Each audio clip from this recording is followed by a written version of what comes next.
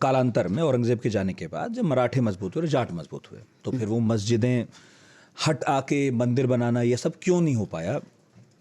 We will talk about Mathura first. जी so जैसे मैंने आपको बताया कि मस्जिद को नहीं तोड़ा, जी।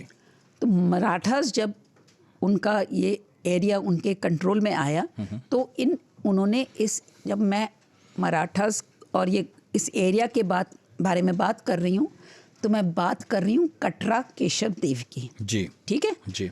कटरा केशव देव मीन्स 13.37 एकर्स। ठीक है, ये है कटरा केशव देव। तो मराठास ने कटरा केशव देव को नजूर लैंड डिक्लेयर किया, गवर्नमेंट लैंड डिक्लेयर किया।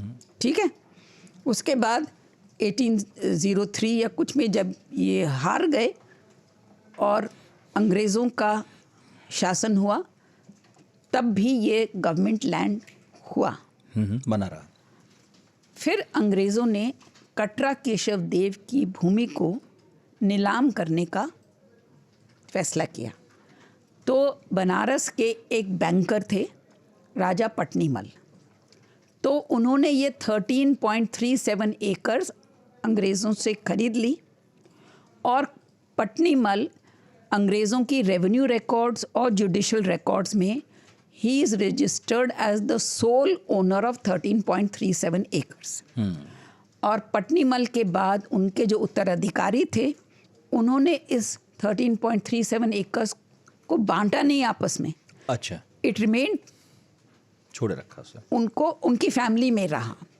ठीक है, अब जो लोग इसको ईदगाह मान रहे थे, तो उन्होंने अंग्रेज़ी कोर्ट्स में एक के बाद एक केसेस फाइल किए और जो इंग्लिश जजेस थे उन्होंने हर केस को बड़े ध्यान से सुना और उन्होंने विपक्ष को कहा कि आपका कोई केस नहीं है। ठीक है, आप डॉक्यूमेंट्स को फर्जी कर रहे हो। जहाँ पे कटरा केशव देव है उन्होंने लिखा वहाँ पे कटरा ईदगाह। वक्फ वाला मामला था। हाँ, अब वक्फ क्या था, I am just saying this is what the court said. ठीक है, तो कोर्ट ने कहा कि आपके पास कोई सबूत नहीं है, ये हिंदू पार्टी का है और आप हार्डन्ड क्रिमिनल की तरह हो, बार बार आ रहे हो और वी डिसमिस द केस। सो कोई केस वो नहीं जीत पाए। अब 1944 में राजा पटनीमल के उत्तराधिकारियों ने जुगल किशोर बिरला उनको कहा कि देखिए हमारे पिता यहाँ पर एक विशाल कृष्ण मंदिर बनाना चाहते थे, लेकिन हमारी आर्थिक स्थिति है नहीं कि हम ये कर पाएँ। हम ये पवित्र भूमि है, इससे हम कोई पैसा नहीं लेंगे। हमारा 13,000 रुपये का एक लोन है, आप वो लोन चुका दीजिए और ये आपकी। तो जुगल किशोर बिरला वो लोन चुका देते हैं और वो ट्रस्ट बनाते हैं, श्री कृष्ण जन्मभूमि ट्रस्ट। ट्रस्ट में मदन मोहन मालवीय जैसे लोग हैं। ट्रस्ट का एक उद्देश्य है कि यहाँ पर एक विशाल कृष्ण मंदिर बनेगा। Now do you want me to continue the story? बिल्कुल। तो क्या हुआ, बहुत से कारण थे कि वो ट्रस्ट भी मंदिर नहीं बना पाए। मदन मोहन मालवीय की डेथ हो गई, जुगल किशोर बिरला की डेथ हो गई, एट्सेट्रा एट्सेट्रा। लेकिन 1968 में एक बहुत विचित्र घटना होती है जिसके बारे में आज हमको पूरी जानकारी सरकार से मिलनी चाहिए, क्योंकि 1968 में there is this minority government, SVD government जो थी ना, तो सब जगह पॉलिटिकल फ्रैगमेंटेशन थी। 1968 में एक संस्था सामने आती है, श्री कृष्ण सेवा संघ। सेवा संघ का कोई एग्जिस्टेंस नहीं है क्योंकि कानूनी कोई पेपर नहीं है। वो तो जुगल किशोर बिरला ने जो ट्रस्ट बनाया था, जन्मभूमि ट्रस्ट, उसके पास जमीन थी, सब था, ट्रस्ट उसके लिए था। और it was documented, registered and all that. तो ये सेवा संघ पता नहीं किसके कहने पर 13.37 एकड़ में से 3 एकड़ ईदगाह पार्टी को दे देती है। अब ये हम सोचते हैं कि भाई बड़े जागरूक थे हम,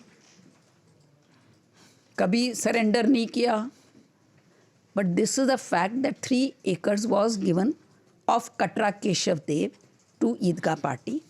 2 प्रश्न उठते हैं। तो जो ईदगाह है वो उस 3 एकड़ में से बनाए, क्योंकि वो 3 एकड़ कहीं उसके बाहर तो नहीं ले गए ना। अगर वो, क्योंकि वो 13.37 एकड़ के हिस्से में से ही बना है ना, हाँ, उसी का हिस्सा है। ठीक है। और अगर ये 1968 के बाद में बना है और वो लीगल डॉक्यूमेंट्स हैं, कितनी भूमि कहाँ से, it is all published. Now the point is 1991 में ये क्या था, प्लेसेस ऑफ वर्शिप एक्ट कहते हैं 1947 के बाद वाले मामले में। हाँ, तो 1947 में क्या था, 90 प्लेसेस ऑफ वर्शिप एक्ट से जो कैरेक्टर था आज़ादी के समय वो ही कैरेक्टर माना जाएगा। तो प्रश्न ये उठता है कि भाई 1947 में क्या था, तब क्या कैरेक्टर था, तब क्या कैरेक्टर। और ज्ञानवापी में भी ये प्रश्न उठता है, क्योंकि 1947 में तो लोग जा रहे थे ना। 1993 में मुलायम सिंह सरकार ने व्यास जी के तहखाने में पूजा बंद की। So you know the point is there are 2 options. Either आप ये जो हमारा कड़वा इतिहास है, या आप इसका सामना ना करें और फिर तो ये चलता रहेगा।